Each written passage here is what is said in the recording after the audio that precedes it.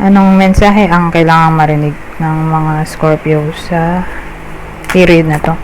Pwedeng nangyayari na itong magiging reading o mangyayari pa lang. Kung hindi man para sa inyo itong magiging reading, edi baka para sa someone na malapit sa inyo o kakilala nyo mismo. Baka may lumabas na gender mamaya. Gawin nyo na lang energy, masculine at feminine energy. Pwede rin naman na huwag nyo nang pansinin ng gender. Hindi ko masasabi kung anong magiging reading, kung positive ba o negative, depende sa kung anong mapipick up kong energy. Walang masama kung papanoorin ang sun, moon at rising sign. Kasi baka alinman sa mga yon ay mag-resonate na sa sitwasyon nyo. I-enter ko lang ang aking YouTube membership. Baka lang magustuhan nyo. How to join? Pakiclick lang ang join button para makita ang mga exclusive perks na in-offer ko. Anyways, magsimula na tayo. So, ang bida natin ay itong sasabihin kong description. Tingnan nyo kung makilala nyo, kung kayo ba to o kakilala nyo. So, yung bida natin ay babae. Pwede rin namang lalaki kung introvert siya. Pero more like mag-focus tayo sa babae kasi magkakalituan tayo kung dalawang gender, di ba? Since babae to, so doon na lang tayo mag-focus. Pero again, pwede rin naman to sa lalaki kung introvert. So, yun yung description ng tao. Bukod doon, baka nanay na siya or buntis ngayon. So, again, kunin nyo lang yung description na sa tingin nyo fit sa inyo o sa kakilala nyo. Nanay, buntis, kasal, mayaman, kung di mayaman, di may business. Kung walang business, may trabaho. Senior,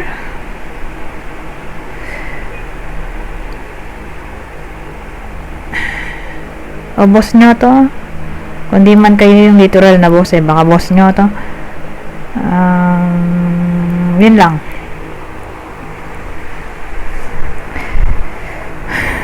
So, ano mayroon sa kanya? May 7 of wands pala to. 7 of wands tayo.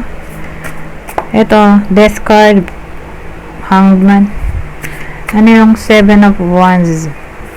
2 of earth, o 2 of pentacles, 10 of cups, at ayan, gusto sumama nito. Sige na, extra 6 of cups. Ayan, 7 of fire.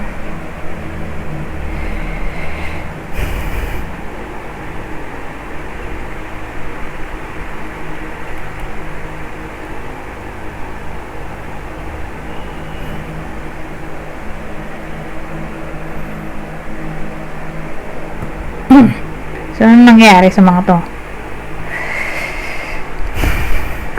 Ang dating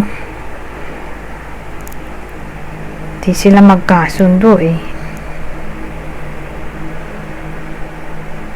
walang time management dito. Time management, balance sa pagitan ng career at personal life. May someone na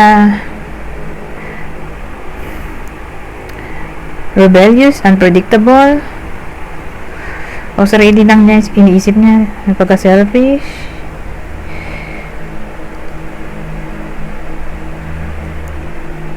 Yun yung pinag-aawayan nila.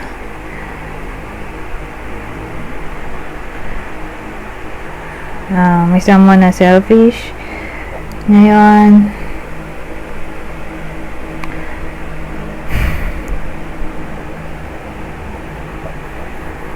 Ito, 6 of cups.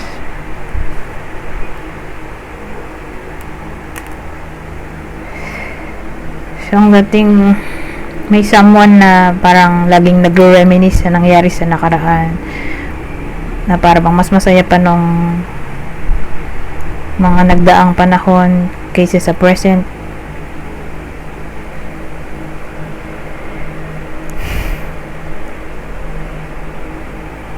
So, yan.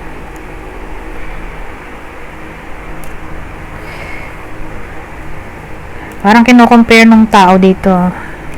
Nito. Kino-compare nitong babae. Yung past at present na parang sinasabi niya dun sa partner niya na nagbago na siya. Mas mabait siya dati kaysa ngayon. Kasi parang pasaway yung lalaki. Kasi may ano tayo eh. Night of Wands na may pagka matigas ulo. Rebelde.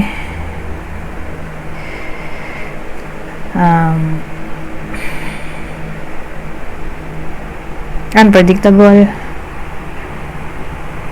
Saka mainit ulo. Laging mainit ulo. Saka ano siya eh, parang marami siyang gustong gawin. So yung mga gusto niyang gawin hindi tumutugma sa gustong mangyayari nitong babae. Yun yung pinag-aawayan nilang magpartner.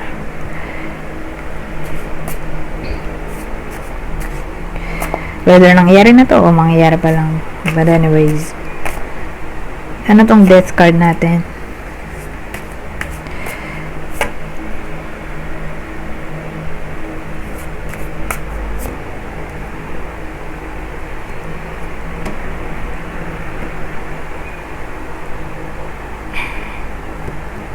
Death card.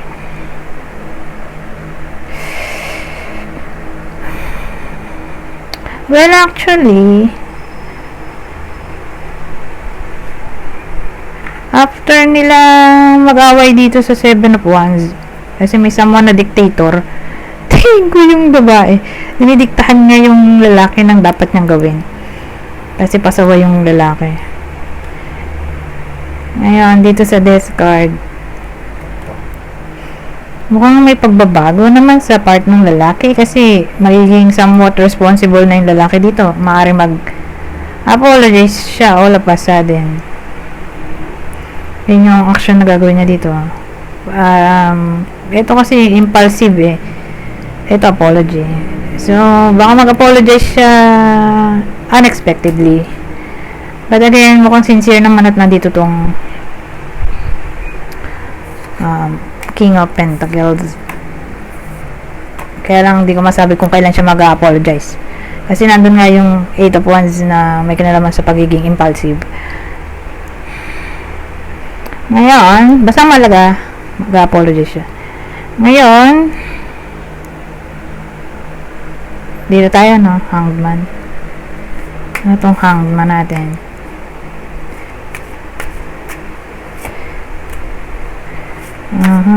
So, Hanged Man natin, no? 9 of Swords. Ito na yung energy ng babae. Naku. Natabihan pa siya ng 3 of Swords, oh.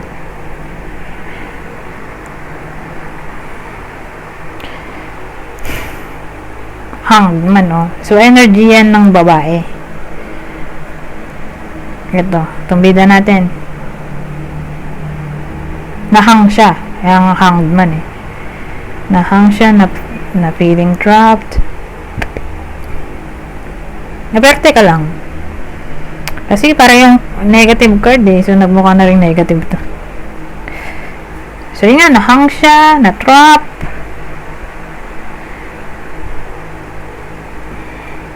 Yung babae.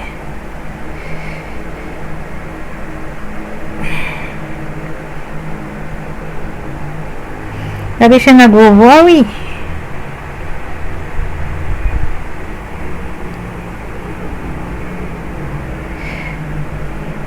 Parang ano yung dating lagi niya iniisip na masasaktan siya. Parang lagi siya nag-iisip ng worst case scenario ba? Masyadong pessimistic yung babae dito o insecure.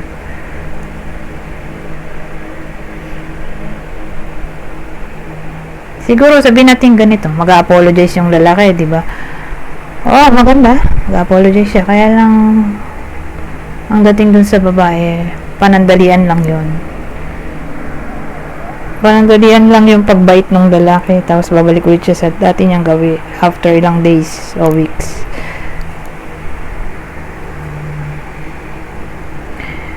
feeling niya ba uulit lang ulit yung lalaki sa ginagawa niyang mali.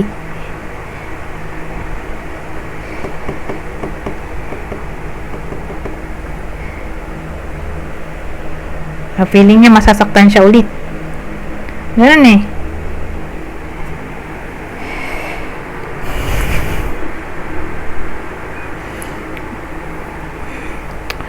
Dito kasi itong 9 of Swords na parang na-trauma yung babae or hopeless na siya kasi ano siya depression yung card na yan, anxiety, feeling hopeless, mukha na siyang despair card. Yung potential outcome natin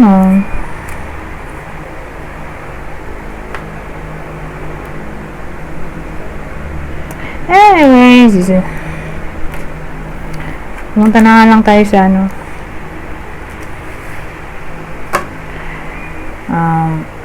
sa clue. Siyempre, hindi naman lahat ay tatamaan ng reading na to, di ba? Kaya nga maglalagay tayo ng clue.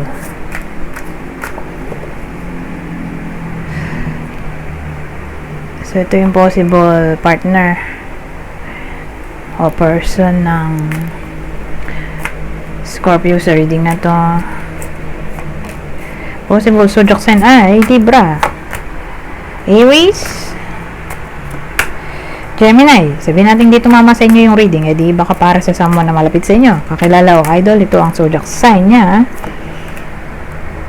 Aquarius, Leo o Aries. Ito pa yung description natin. Same instruction, kundi man para sa inyo itong clue natin, di baka para sa someone na malapit sa inyo, kakilala o idol. Kunin nyo lang yung clue na sa tingin nyo fit sa inyo. Tumalo na to. Australian. Baka may someone na nasa Australia. O ang partner ay foreigner. O long distance relationship. So again, kunin nyo lang yung clue na sa tingin nyo fit sa sitwasyon nyo o sa kakilala nyo. So may someone na mahilig mag-makeup, magaling mag-makeup. Ito, blonde naman to. So may someone na napapakulay ng buhok o baka natural born na ganyan ang kulay ng buhok, blonde. Ito, blonde din to, Australian blonde.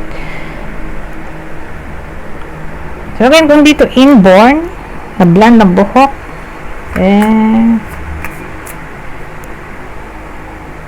baka napapakulay o foreigner nga, malaking chance may foreigner dito.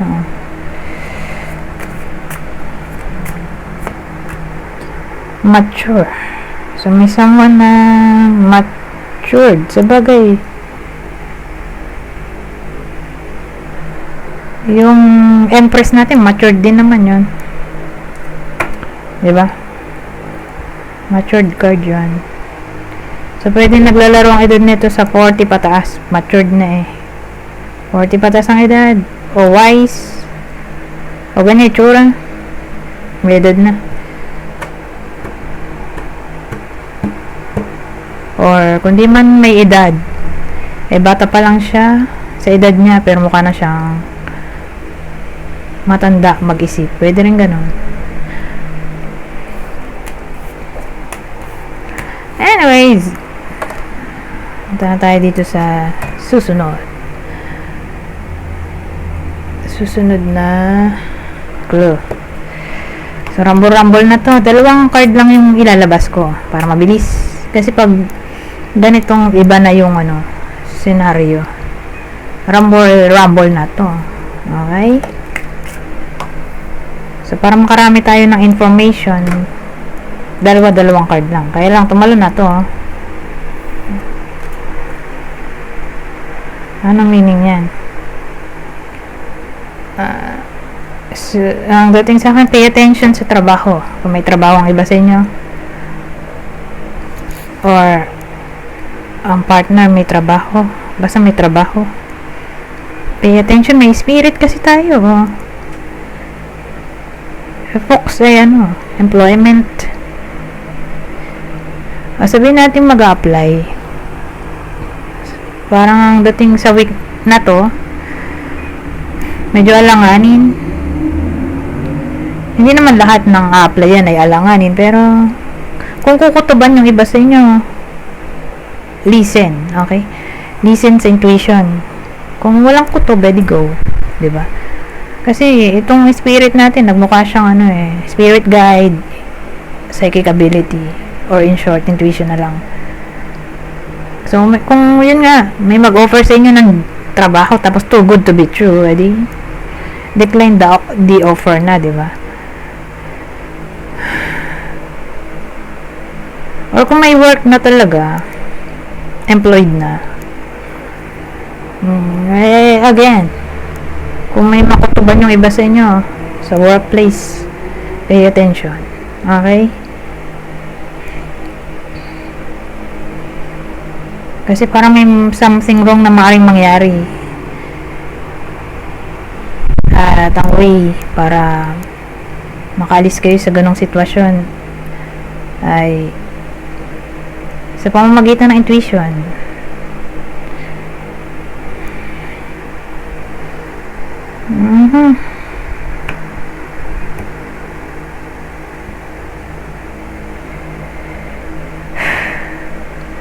Or who knows, baka may mag-offer sa inyo ng kung ano man yan sa period na to. Kasi magmumukha na tong persuasion. Ano ba? May magbebenta ba? May magbebenta ng something. O ewan ko kung anong iaalok. Pero parang may may mali. May anomalya. So kung kukutuban nga kayo, edi huwag niyo napansinin, di ba? Yung tao. Baka may anomalya na maaaring mangyari. Mapahamak pa yung iba sa inyo. Anyways, eto rin kasi magmumukha siyang gaslighting, manipulation, beware. O deception. So, beware. Ito naman, incense burner. Whip. So, ang dating, whether nangyayari na to o mangyayari pa lang. Pero para ma-avoid itong possible arguments, disagreement sa kung sino man yan. Kasi parang mapapagulo yung iba sa inyo. Maganda kung mag-incense. Gumamit ng incense. So, marami namang klase yan di ba? Incense at kamangyan, sage, palo santo. O, ewan ko kung ano pang iba. Meron din ano ba yun? Yung stick. Cinnamon stick na ginawang palo santo. Basta siya, pausok na lang ha. Makakatulong tong pausok para hindi na mangyari o lumala o para magkabati pa kung nag-aaway na. Or kung minamala siguro kasi magmumukha na tong conflict. So kung yun nga, for some reason kakaproblema in general yung iba sa inyo, makakatulong pang tanggal ng bad energies, bad or negative energies, ang paggamit ng incense.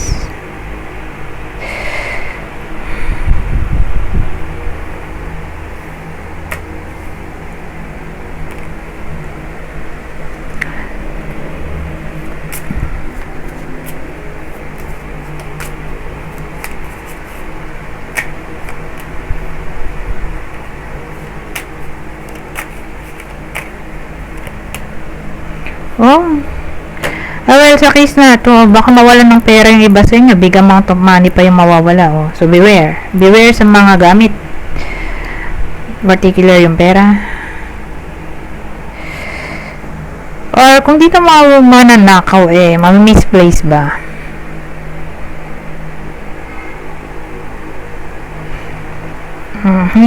Ngayon, ibang case din baka maubos yung pera sa luho or sa hindi importanteng bagay o paglalaanan ng pera. Hindi importante, pero ayun, doon naubos yung pera.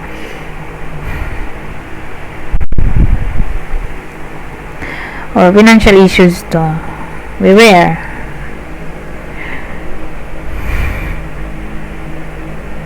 Kung sabihin natin may business yung iba sa inyo, shoplifting posible,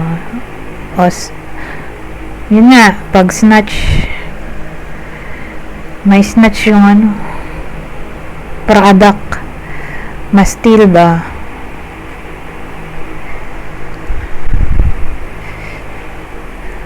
Actually, din to, enviousness, inggit, jealousy. Posible rin dito, beware.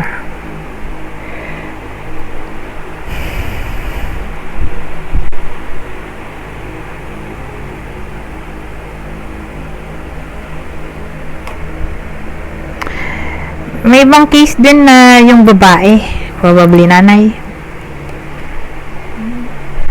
either magiging obsessed siya or magiging nagger. Anyways, basahin ko na lang tong part na to. Kukuha lang ko ng 3 card. Babasahin ko na lang para mabilis. Kunin nyo lang yung info na sa tingin nyo i fit sa sitwasyon nyo, sa kakilala nyo. General advice at prediction na to para sa period na to. Ito maganda, rejoice, buti na lang.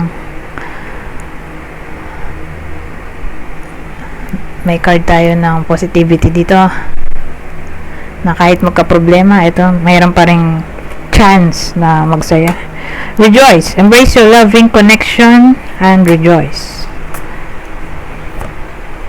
Soul, ano to? Your soul is preparing to reconnect. Trust in the process. At ang huli, Cupid. Ito maganda, Cupid, love is in the air when Cupid's around. Para ito sa kato. Itong 3 para sa single, or sabihin natin maghiwalay man, mag-away, magkakais pa rin dito, mukha siyang reconciliation. So kung single, ayan, may darating na soulmate. Kung in a relationship, mag-away man or magkahiwalay, tingin ko magkakais pa dito, malaki chance. Anyways, hanggang dito na lang. Goodbye for now.